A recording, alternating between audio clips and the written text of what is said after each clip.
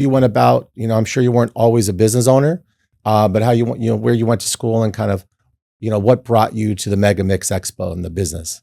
So, thank you, gentlemen, for that question. And I think that everybody is always intrigued about where you start and then where you end up. So, and where you're headed. And where we're headed, there's a lot of amazing possibilities, and life. You respond to what life throws at you. Yes, and so growing up as a kid, I grew up very humbly. My mom raised 5 children. I'm the oldest of 5. Where did you guys grow up? In Lincoln Heights. Okay. So I'm a private school kid. So what private school did you go to? I went to Sacred Heart of Jesus in Lincoln Heights. Cool. I went to a private school too. I went to Our Lady de Guadalupe in it's kind of like El Sereno area. With it. We used to go to other dances. Yes. Oh my goodness. But I am older than you, so at different times. and then I went to Cathedral High School. It's an Cathedral and Salesian all the time fighting. Yes, the fighting. I never got involved. Okay, Salesian Cathedral people, you guys, I thought it was nuts that you guys are fighting over football games and stuff like that. That was now who called dibs on the Mission girls and the Ramona girls?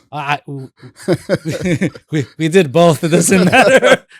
We were at all those cruising, having a good time. So that's back in the day. So for those who don't know, these are Catholic schools that we went to, because I also grew up going to Catholic school. Yes. And you're bringing some fond memories. I didn't know that about you, by the way. Yeah. Oh my God, I had the best time.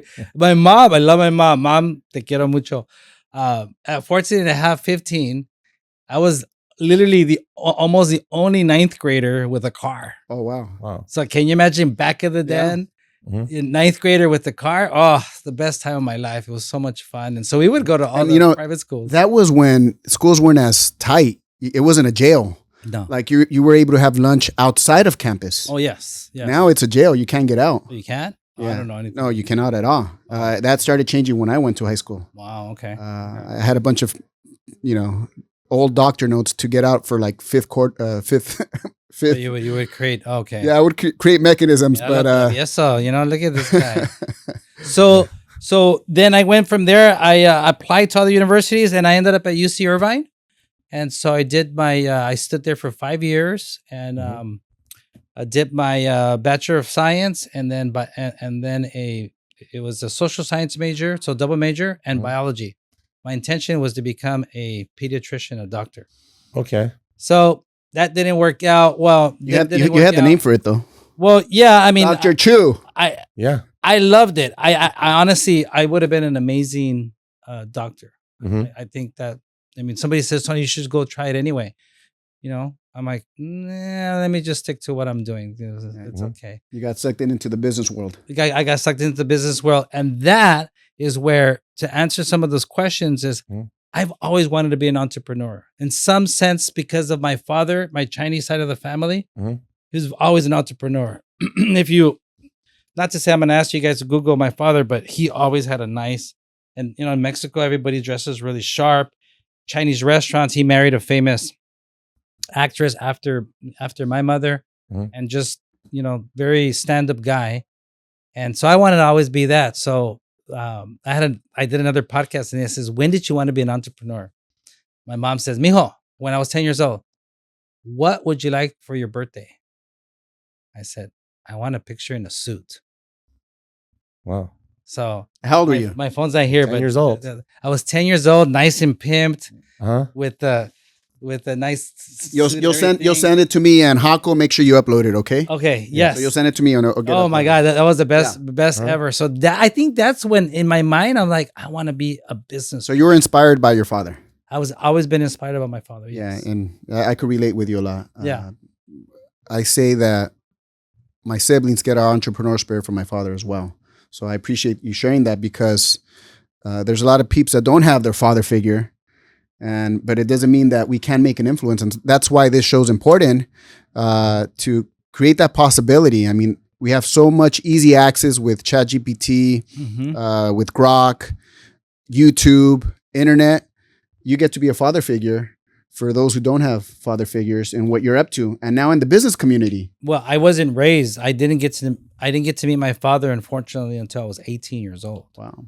So I grew up without a father. It was just my mom. So but I did get to see pictures of him, etc. And then afterwards, when I got to know him a lot better, I realized my dad's a businessman.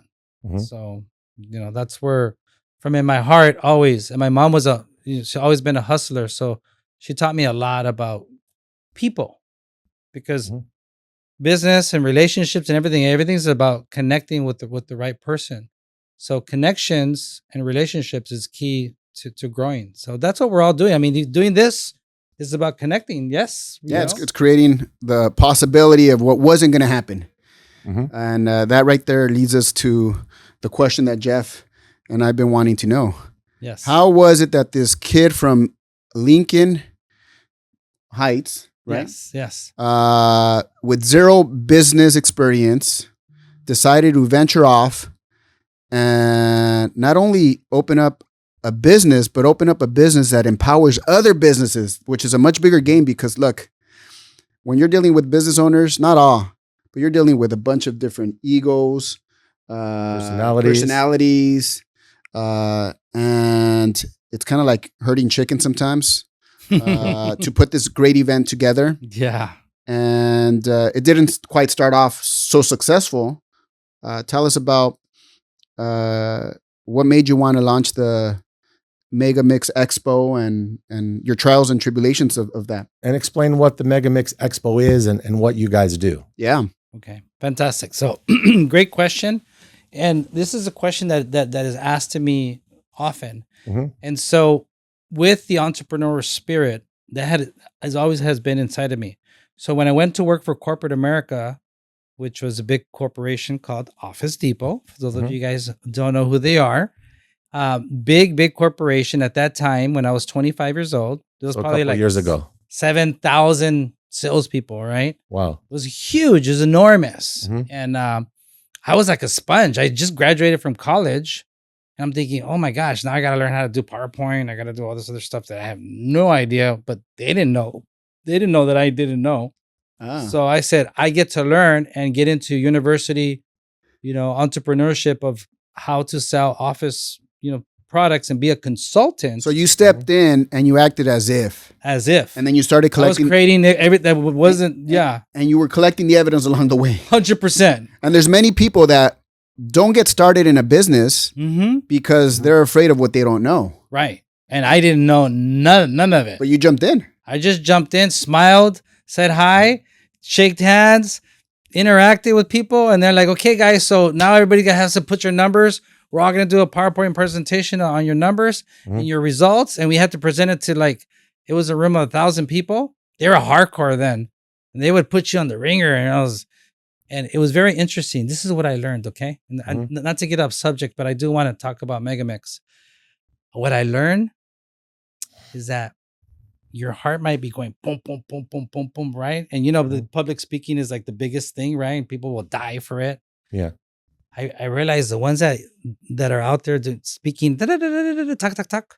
Yeah. I realized those guys were up there all nervous and they couldn't even present. And I was thinking, what a knucklehead. In my head, I was thinking, I could do that. So from that day forward, I don't care how much money you make or etc. To me, that wasn't important. What for me was the character of the person. And at that time, I remember I just like, okay, Tony, just relax. Everything's gonna be okay. Just be present. Just do what you need to do and present your numbers. And guess what? I did it. I did a great job. And I was literally the 0.0001% of Latinos. There was no color, and I killed it.